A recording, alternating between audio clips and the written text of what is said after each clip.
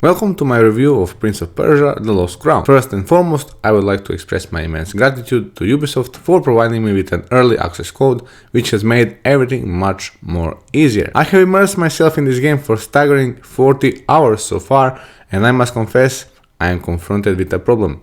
I simply cannot stop playing. We have only just entered January, and yet we already have one of the most remarkable games of the year. Before going further into the review, let me reassure you that this will be a spoiler-free video with the intention of preserving the enjoyment and surprises for you, the players. The game is set, as one might anticipate, in Persia. The land is safeguarded by a group of exceptional warriors known as the Immortals. No, this is not a reference to Phoenix Rising, though I certainly wouldn't object to a sequel to that particular title. Amongst them is a prince named Ghassan, who is kidnapped one fateful day. Your mission leads you to the Mount Qaf, which serves as your main playground throughout your journey. As you assume the role of the young Sargon, you will quickly realize that his character is masterfully crafted. He embodies everything one would expect from a young, ambitious warrior: righteousness, loyalty, an array of surprises stemming from his newfound powers. Without delving too deeply into the story, there are a few significant aspects that deserve mention. It took me 25 hours to complete the main storyline, and never once did I find myself bored or uninterested. From the outset, I never anticipated the story to be as captivating as it turned out to be. The narrative and direction proved to be truly exceptional. As a player, it enticed me with plot twists, intriguing locations, and a number of different abilities and powers. Alongside all of this, the diverse cast of characters quickly grew on me, enhancing the overall experience. All of these elements are enabled by the game's incredible gameplay.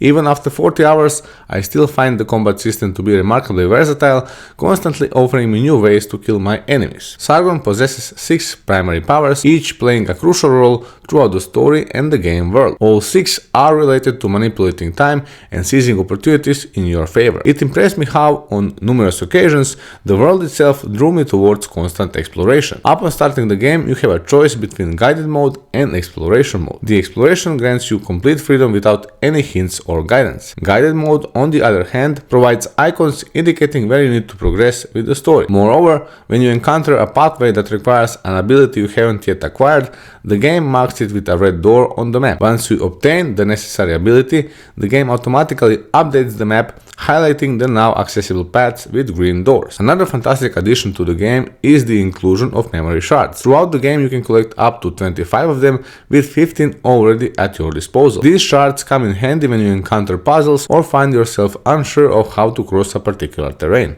By pressing down on D-pad, the game saves a capture of that location along with the date and time, allowing you to check it on the map whenever you need. I would like to note that if you solely focus on the main story and rush through the game, you can finish it much quicker. However, it took me around 25 hours due to game's constant exploration and new discoveries. The world is full with secrets, mysterious chests, and captivating puzzles. You will find yourself constantly pulled in different directions only to realize that you'll be unintentionally strayed from the main path. Additionally, there are 9 significant boss battles and numerous mini-bosses including both animals and human adversaries. Furthermore, a total of 9 side quests enriched with fascinating backstories, riddles, and platforming sections await your exploration. Speaking of platforming, you may wonder if this game is suitable for players who struggle with it. As someone who falls into that category, I can confidently state that the game is remarkably accommodating for beginners to the point where you hardly notice your own shortcomings. In my opinion, 2 crucial elements contribute to a satisfying platforming experience: responsive controls to prevent frustration and swift loading times after that. Fortunately, The Lost Crown excels in both areas. The game incorporates numerous checkpoints in the form of wak trees,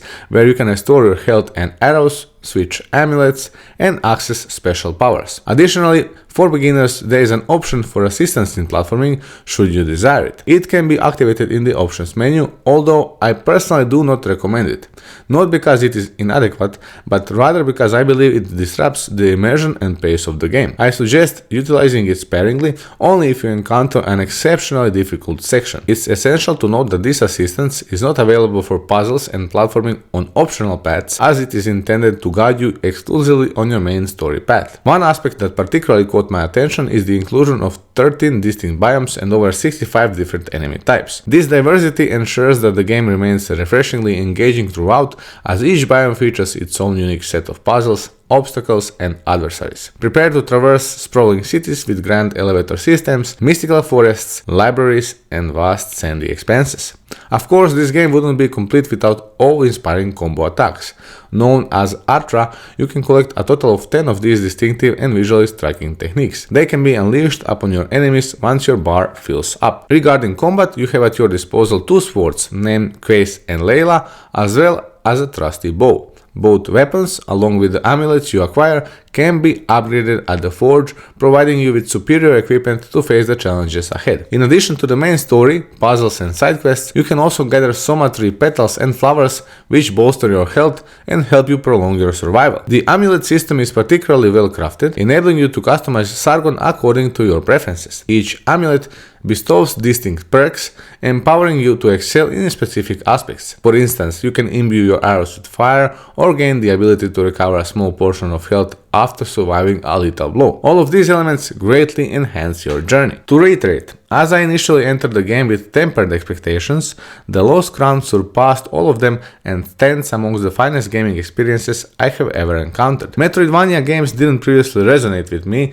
largely due to certain perspectives, occasionally lackluster narratives, and unsatisfying controls. However, The Lost Crown has shown me what a remarkable Metroidvania game should look like. It captivated me with its engaging story, seamless gameplay mechanics, the constant introduction of new abilities, and their clever integration. I cannot wait for you to experience the wonders of this game firsthand. It is important to highlight that during my 40 hours of gameplay, I did not encounter a single crash, bug, or any game-breaking issues. The game is polished to a remarkable degree, ready for you to embark on your own extraordinary journey.